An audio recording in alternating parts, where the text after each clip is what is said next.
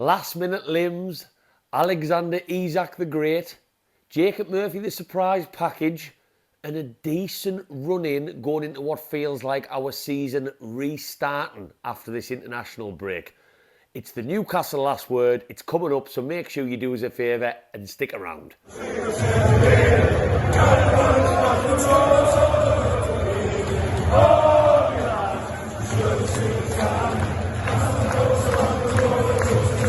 Welcome back to Black and White Banter, you lovely Newcastle fans. I hope you're all having an absolutely cracking start to the week.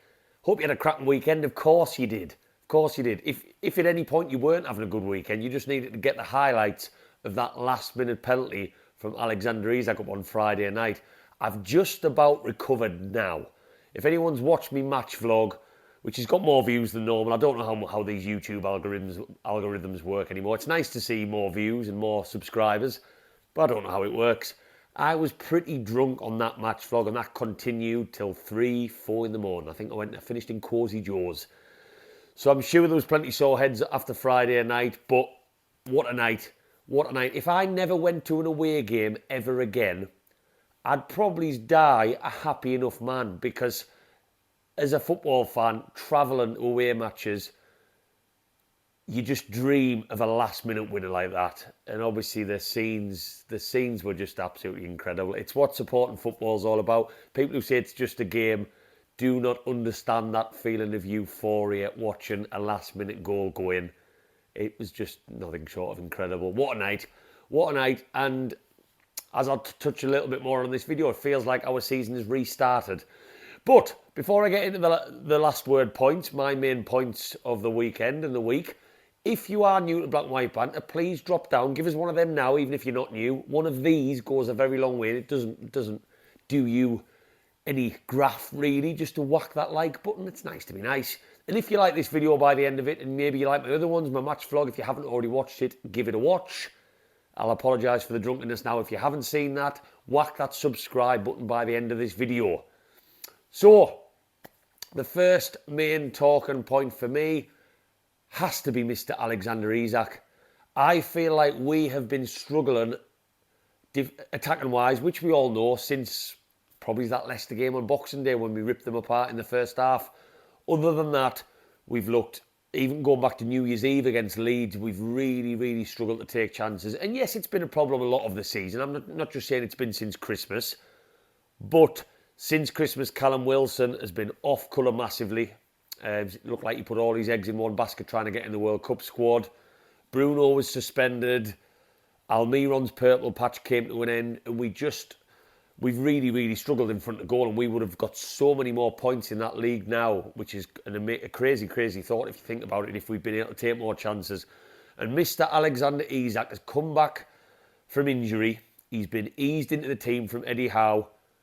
And I genuinely believe he is the main culprit for us now scoring goals again and looking a threat in that final third of the pitch. I really do. I'm not saying it's all on him because other players have created chances for him, but he's just looked a class above. He really has. I thought he was fantastic against Wolves last week, running the channels, getting at them. Obviously, he took his header in that game wonderfully. His finish against Nottingham Forest for the first goal. I can't believe I was downstairs getting a beer when he scored that. To improvise and adjust his body position. He's confident on the ball. He can take a man on. He's got a bit of skill about him. He's got a bit of pace about him. He's a lanky character, which makes it difficult for defenders to play against him with them long legs. He's just looking every bit of a 58, 60 million pound player. I can't remember what the total price for him was. And I genuinely believe him coming into the team has just given us that extra bit of vavavoom. His confidence is going to go through to other players. As a team, we're going to be more confident in that final third. And it just goes to show how much Callum Wilson really has been lacking. Because Isak's come in and he's absolutely stole the show. And for me, for the foreseeable, I don't want to see Callum Wilson's name on the team sheet. I love Callum Wilson, we all do. Absolutely love the man. He's a really good striker. But he's going to have to work to get back in this side. He really is.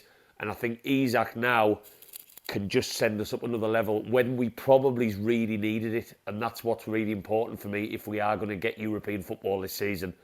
He can just crank us up a notch, and he's already doing that.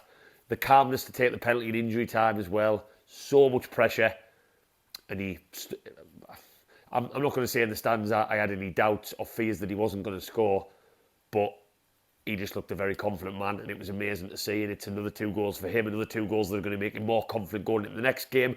With every game he plays, he starts to learn the Premier League more. He's going to get fitter after that injury layoff, and I just think he's been a revelation and just what we needed at a time when goal scoring was looking a real serious problem and a threat to us getting European football. So thank you very much, Alexander, and may it continue.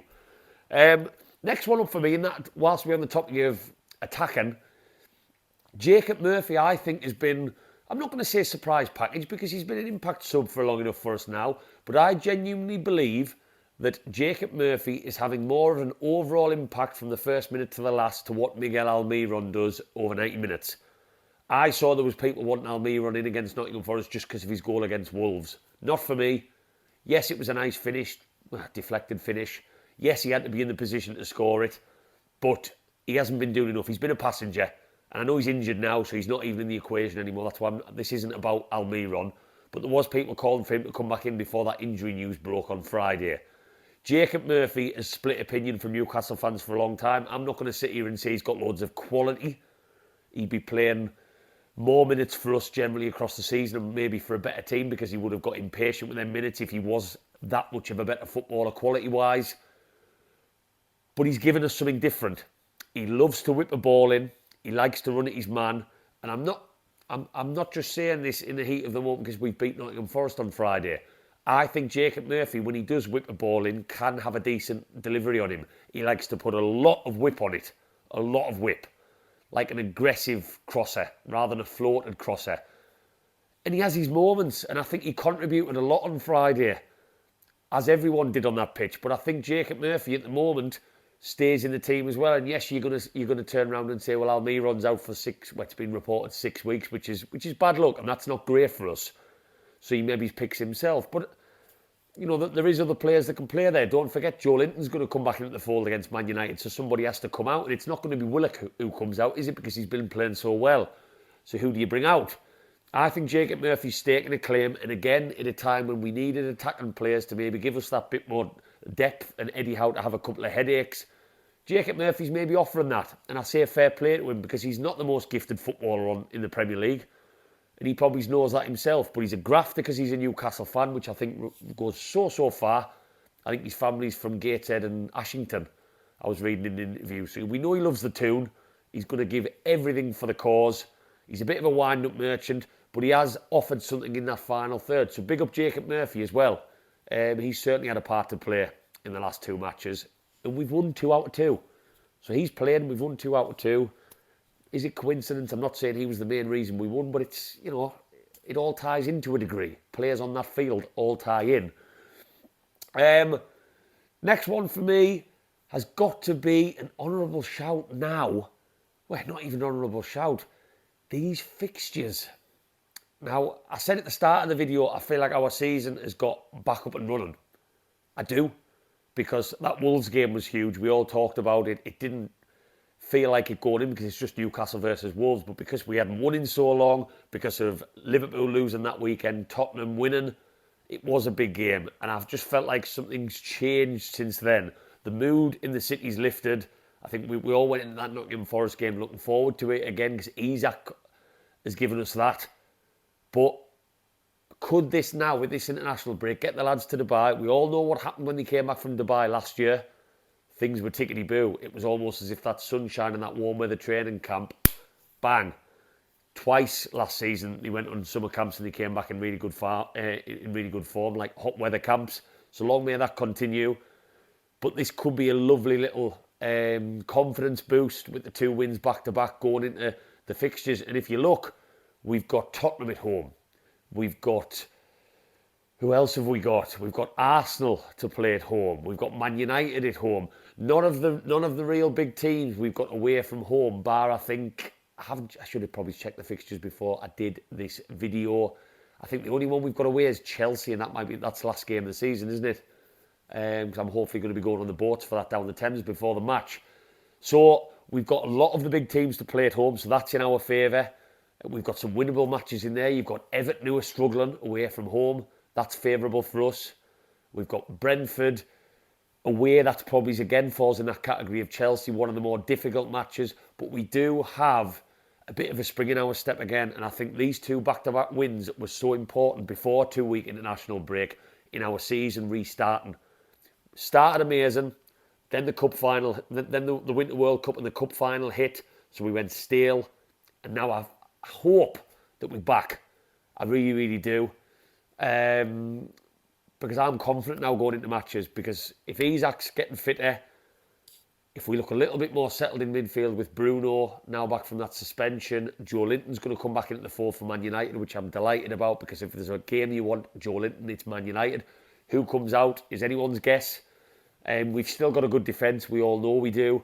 I'm confident going in, and I feel like this second wind might have come from these 2 wins back to back, because now that table looks so different to what it did 2-3 weeks ago. We are right in there with games in hand on Tottenham, 2 games in hand on Tottenham, and favourable fixtures coming up, like I mentioned. So I'm hoping that Nottingham Forest game, sandwiched with the Wolves game, has just given the boys the biggest smiles on the faces getting off that plane in Dubai, and long may it sort of continue from there, and let's just keep going and going and going.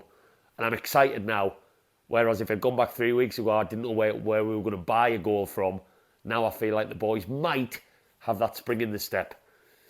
One more player shout out to finish on this video has to obviously go to Elliot Anderson. Now, for me, at the start of the season, I wanted Elliot Anderson to go on loan to a championship team.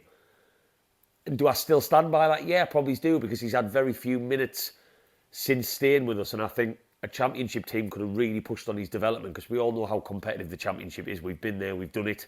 It's probably only grown in that respect as well, but the money that's getting pumped into championship teams now, that would have been good for him. But I was caught off guard when he came on in that second half. He looked a threat.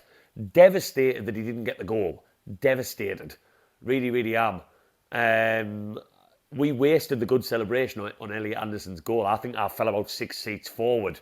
Obviously, for the penalty, you're anticipating maybe a goal, watching Isak step up to take it. But Anderson's, we went berserk, and I was heartbroken for the kid, because I can't imagine that moment of euphoria for him as a Newcastle fan. To have that taken away from him must have killed him. But he looked a threat.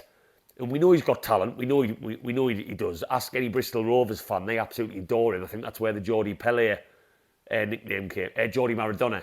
Jordi Pele. The Jordi Maradona nickname came from the song that we chant. So that they loved him, and he did wonders for them. And in a time when Almiron's got an injury, when a time when Fraser's been frozen out of the squad, we probably never going to see him in a Newcastle shirt again. Long may Elliot Anderson's development and maybe confidence from that match grow, and give Eddie Howe another selection option there as well. Because Maximin, I'm just going to say it, Maximin is not going to fire on cylinders every week, on all cylinders. He's not. He's not that sort of player. Not that I'm comparing them in terms of quality, but he falls in the same category for me as your Ben Arthurs, your Roberts, even going back a little bit further to your Ginolas. You're going to get maybe a game where he terrorises teams and has a much better performance, creates things, causes them all sorts of headaches, and you'll have that one when he just frustrates you a little bit more. Elliot Anderson can give that option. I'm not saying he's a winger. By no means is he a winger, but he looked pretty good the other night in his cameo role coming on in the second half. And long may that continue. So I just feel like this video is all shout-outs to players, but it's all the factors and things I've thought about since that are interesting going into those fixtures recommencing after the international break. But what a week. What a week. Things are looking rosy in the garden again. I said about a week ago that there was a bit of a weird atmosphere in the city, on social media, from journalists, in the media, because we just couldn't buy a win. That's all changed now. We've got 2 back-to-backs. We've come from a goal behind, which is new for us. We haven't really done that to win a game on Friday. We're one of the only teams to win at Nottingham Forest for months and months and months. So plenty to smile about, and long may that continue. I hope the lads have a cracking couple of days in Dubai, chilling out, playing a bit of football, catching a bit of sun, smashing a few karaoke bars, maybe a few cheeky beers in the downtime. And yeah, much more positive last word. I haven't had a chance to do a last word video. So anyway, Newcastle fans, if you've stuck around this long, let me know in the comments what you took away from the weekend's game. What you think we can build on moving into those games after the international break. What were your positives? Is it Isak? Is it Elliot Anderson? Is there something I've missed, or do you maybe not disagree with, or not agree with me? Let me know in the comments and whack that subscribe button. Get us across all social media. I'm posting videos all the time on there, including the one of Joe Linton on karaoke during his holidays on this international break. So make sure you check it out. Black and White Banner, all one word. I'm going to try and do some more videos during this international break because there's always something to talk about with Newcastle United. So make sure you whack that subscribe, as I said, and enjoy your week, Newcastle fans. It's been a good couple of them, hasn't it, for us? Gimme a striker from Sweden. I'll see you on the next video. How are the lads?